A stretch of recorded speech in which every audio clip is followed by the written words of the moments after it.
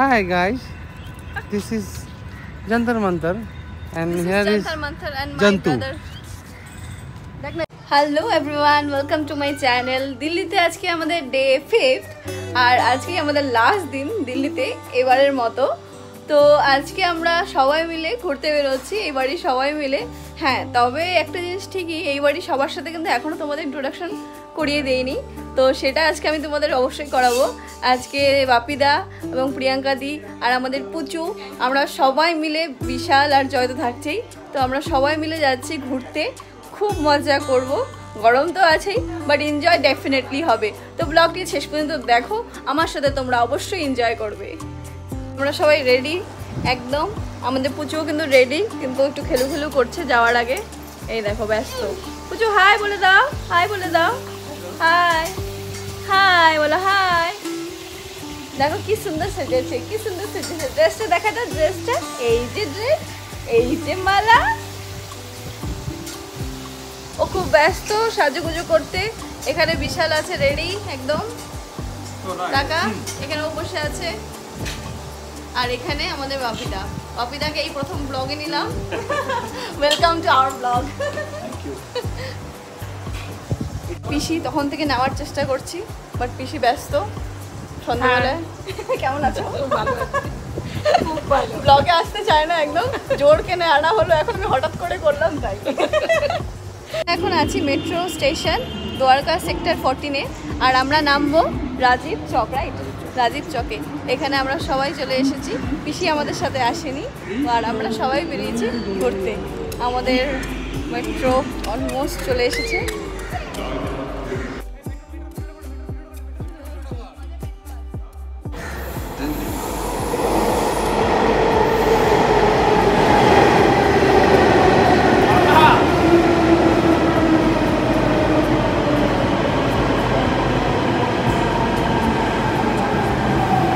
আমরা এখন এসেছি দিল্লির রামকৃষ্ণ মিশনে।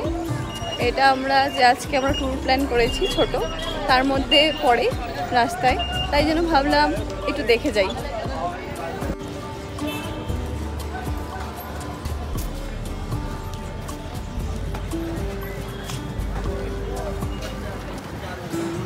এখানে কিন্তু আমাদের খুব ঘুমিয়ে পড়েছে।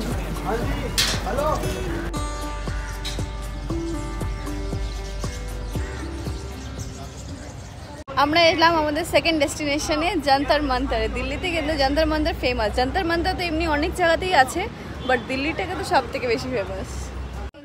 যন্তর মন্তরে এন্ট্রি ফি কিন্তু খুবই সামান্য, আর এন্ট্রি গেটের পাশেই কিন্তু আছে টিকিট কাউন্টারটি।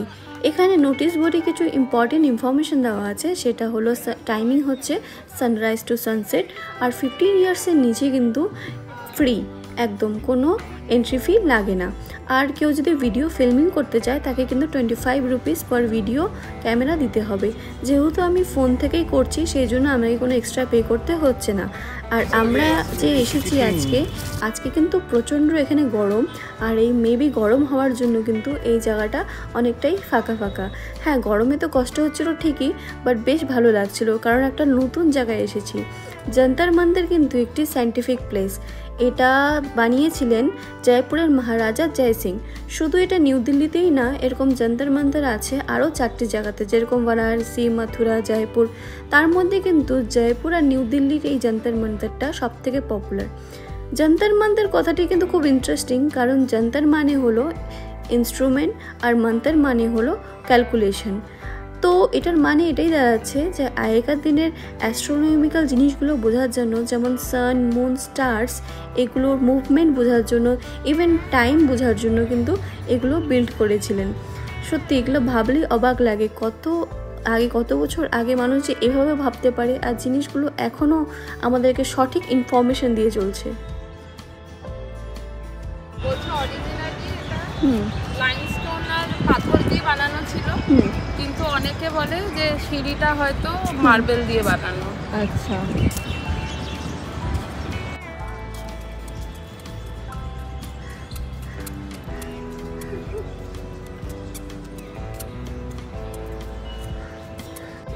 যাই হোক, এগুলো আবার রিস্টোরেশন হয়েছে সব। সিঁড়ির উপরে থাকতো আচ্ছা প্রথম সিঁড়ি হলে সকাল 6টা। হ্যাঁ দিয়ে বানানো আছে। সেটা দেখা সান অ্যান্ড স্টারের মুভমেন্ট মেজার করার জন্য কিন্তু এই জয়প্রকাশ যন্ত্র। বাবা, ওটা হাত দেয় না। এই যে এটা।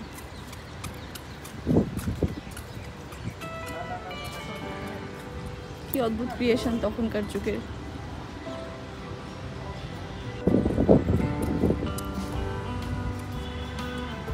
এটা হলো রাম যন্ত্র। এই যে আমাদের চোখের সামনে। এই রাম যন্ত্রের কিন্তু নাম রাখা হয়েছিল মহারাজা জয় সিং এর গ্র্যান্ডফাদার রাজা রাম সিং এর নাম অনুসারে, সেই জন্যই এটার নাম হলো রাম যন্ত্র। এই রাম যন্ত্রটি ভীষণ ইন্টারেস্টিং, কারণ এটি পুরো সিলিন্ড্রিক্যাল শেপে বানানো, আর এটি সামনের দিক থেকে পুরোটা খোলা আর ছোট ছোট উইন্ডোর মতন করা আছে। আর বলা হয় এটা ইউজ করা হতো সেলেস্টিয়ালস বডিজের অল্টিটিউড মাপার জন্য। দিল্লির এই যন্তর মন্ত্রে টোটাল 4টি যন্ত্র আছে, তার মধ্যে সবথেকে পপুলার কিন্তু এখন আমরা যেটাতে ভিজিট করছি সেটা হলো মিশ্র যন্ত্র। মিশ্র যন্ত্রের কথাটির মধ্যেই কিন্তু আসল কথাটি আছে, মিশ্র মানে মিক্সড। তো এই যে যন্ত্রটি তোমরা দেখছো এটি কিন্তু 4টি যন্ত্রের মিক্সড, আর এটা কিন্তু অনেক ইউজফুল। যেরকম এখানে নানান রকম ম্যাথামেটিক্যাল ক্যালকুলেশন করা যায়, তার সাথে অ্যাস্ট্রোনমিক্যাল ক্যালকুলেশনও করা যায়। তো এই জায়গাটি তো আমাদের ভীষণই ভালো লাগলো, অনেক এক্সাইটিং লাগলো, অনেক ইনফরমেটিভ মনে হলো। This place is really very nice. কিন্তু আজকে এতটা গরম এখানে, তো সেই জন্য একদম গাছপালা আছে, প্রচুর গাছপালা আছে চারিদিকে, বাট যেই জায়গাগুলো এই যন্ত্রগুলো বানানো সেখানে কিন্তু কোনো শেড নেই, সেই জন্য আমাদের ডিরেক্ট গরমটা হিট হচ্ছে। তো আমি তো বলবো একটু উইন্টারের দিকে আসা এখানে খুবই ভালো, বাট সিরিয়াসলি জায়গাটা অদ্ভুত সুন্দর। কেমন লাগছে গরমে? দারুণ দারুণ, কেমন ভালো। যন্তর মন্তর থেকে ফিরছি এখন আমরা যাচ্ছি নেক্সট ডেস্টিনেশনে। আমরা পৌঁছালাম আমাদের নেক্সট ডেস্টিনেশনে, গুরুদুয়ারা শ্রী বাংলা সাহেব। আমার এখানে এসে এত ভালো লাগলো, কারণ এর আগে আমি কখনো কোনো গুরুদুয়ারাতে আসিনি, এটা আমার ফার্স্ট টাইম ছিল। আর গুরুদুয়ারা যে কত পিসফুল আর পবিত্র জায়গা সেটা কিন্তু এখানে না আসলে বোঝা যাবে না। দিল্লির মধ্যে এই গুরুদুয়ারাটা কিন্তু খুবই প্রমিনেন্ট একটি গুরুদুয়ারা। আমরা যখন সেখানে পৌঁছালাম তখন কিন্তু ওখানে প্রেয়ার চলছিল। আরেকটা জিনিস সেটা হলো এখানে কিন্তু গুরুদুয়ারার ভিতরে কিন্তু মোবাইল দিয়ে ক্যামেরা করা বা ফটো তোলা কিন্তু একদম নিষেধ। আর এই জিনিসটা আমার খুব ঠিকই মনে হয়। আমাদের পুটুকে দেখো কি সুন্দর আমাদের সাথে ঘুরে যাচ্ছে। আমার এখানে এসে এত ভালো লাগলো, এই জায়গাটা এতটা সুন্দর, আর ফরেন কান্ট্রি থেকে অনেক প্রচুর লোক এসেছে এখানে ভিজিট করতে। আর ওরা যে আমাদের ইন্ডিয়ান কালচারকে এত ভালোবাসে সেটা কিন্তু এখানে এসলেই বোঝা গেছে। আর এই ভিডিওটি এখানেই শেষ করছি, তোমাদের সাথে দেখা হবে নেক্সট ব্লগে, ততক্ষণ ভালো থেকো।